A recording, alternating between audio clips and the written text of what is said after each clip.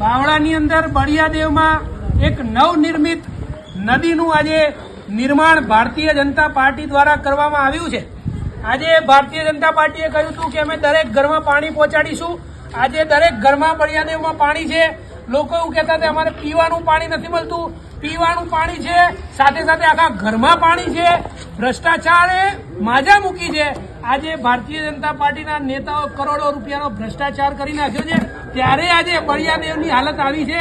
આજે લોકો પોતાના ઘરે જવા માટે કેવી રીતે જઈ રહ્યા છે એ આજે આમ આદમી પાર્ટીના નેતાઓ આજે અંદર ઉતરીને બતાવી રહ્યા છે। આજે ભારતીય જનતા પાર્ટીના કોઈ નેતામાં હિંમત હોય તો અહીંયા બાવળાના બળિયાદેવ વિસ્તારમાં આવે અને લોકોને બતાવે કે આજે અમે શું કર્યું છે। આ કામ ભારતીય જનતા પાર્ટીએ ગુજરાતમાં છેલ્લા 30 વર્ષમાં કર્યું છે। આજે તકલીફ અને વેદના એ છે કે ભારતીય જનતા પાર્ટીના નેતાઓ અભણ છે તો બધાને ખબર છે, પરંતુ જે નેતાઓ ભણેલા ગણેલા છે એ પણ તાળીઓ વગાડે છે। ત્યારે હવે ભારતીય જનતા પાર્ટીનું કાઉન્ટડાઉન શરૂ થઈ ગયું છે।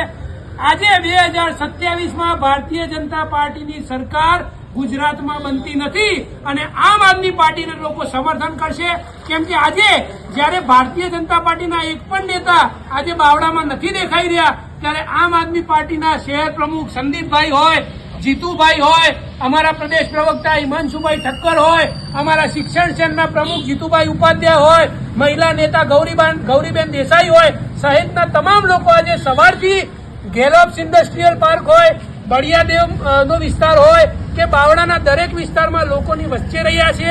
આજે અહીંયા રહેતા લોકોને આજે કમ્યુનિટી હોલમાં શિફ્ટ કરવા પડ્યા છે। આજે કોઈ ખાવાની સુવિધા નથી, ના એમના બાળકોની સ્કૂલ બંધ છે, ઘરડા માણસોને જે તકલીફ છે, મેડિકલ હિસ્ટ્રી છે, એમનો કોઈ ઇલાજ ભારતીય જનતા પાર્ટીના નેતાઓ દ્વારા કરવામાં આવ્યો નથી। ત્યારે આજે આ ગુજરાતના આજે બાવળા લેકમાં આપ સૌનું હું સ્વાગત કરું છું અને ગુજરાતનો વિકાસ આજે બાવળા સહિત સમગ્ર ગુજરાતને બતાવવા માંગુ છું। હવે ગુજરાતની જનતાએ આત્મા જગાડવો પડશે અને 30 વર્ષ પછી હવે ભારતીય જનતા પાર્ટીને ઘર ભેગી કરવાનો સમય આવી ગયો છે।